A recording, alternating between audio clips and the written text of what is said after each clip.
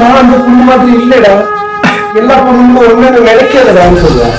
நானும் ஓகே சொல்லிட்டேன். 5-6 months okay தான், எல்லாம் நல்லா தான் போச்சு. அதுக்கப்புறம் திடீர்னு ஒரு நாள் வந்து சொல்றேன், சரியா வரும்போது எனக்கு தோணுவேடா, நீ ரொம்ப நல்லா இருக்கேன், நான் உன்னை ஹெல்ப் பண்ணிட போறேன், அதனால I don't want to help you.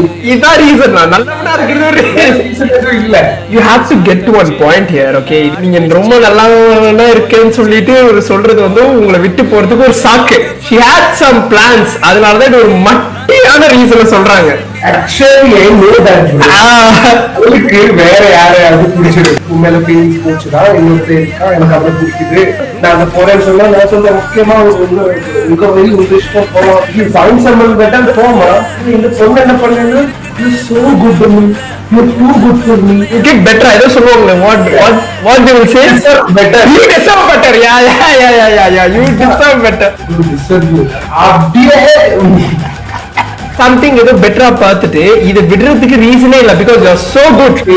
மொக்க ரீசன் எனக்கும் தெரியும், போய் சொல்றான்னு தெரியும், பச்சையா தெரியும். ஜோக்கர் மாதிரி தெரியுமா. அவங்க நினைச்சிருப்பாங்க, சரி நம்பிட்டான். நான் எப்படி யோசிக்கிறேன்னா, அப்பாடி கடவுளை காப்பாத்திட்டாரு. ஏமாந்துட்டேன்னு நினைக்காது, தப்பிச்சுட்டே நினைச்சுக்கோ. பொண்ணுங்களை வந்து இல்ல, I want someone who cooks for me and feed me. நம்பாத நம்பாத இந்த மேன் வந்தாலும் அவனை அக்செப்ட் பண்ணாது. ஏதோ ஒரு எப்படியா அப்ப போய் காதலிச்சு அவன் அந்த மேனாக்க ட்ரை பண்ணுவான். திருத்துவாங்க ப்ரோ, கெட்டவனா தான் அவங்க நல்லவனா திருத்துவாங்க.